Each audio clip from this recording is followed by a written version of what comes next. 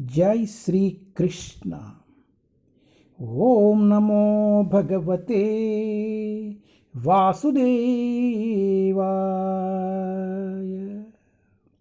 ओम नमो भगवते वासुदेवाय। ओम नमो भगवते वासुदेवाय।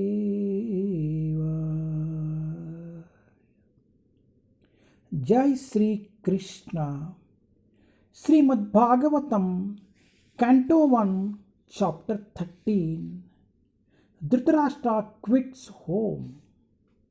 ధృతరాష్ట్ర ద్వారా గృహత్యాగ్. ధృతరాష్ట్రుని గృహ నిష్క్రమణము.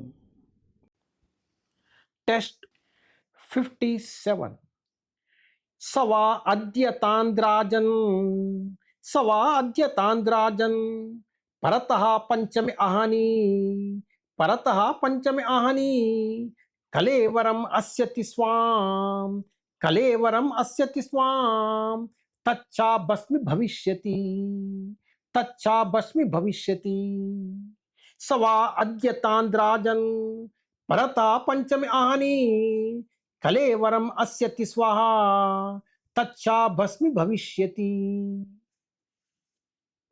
Translation: O king, he will quit his body most probably on the 5th day from today, and his body will turn to ashes. हे राजन, हो सकता है कि वे आज से 5वें दिन अपना शरीर छोड़ देगा और उनका शरीर राख हो जाएगा.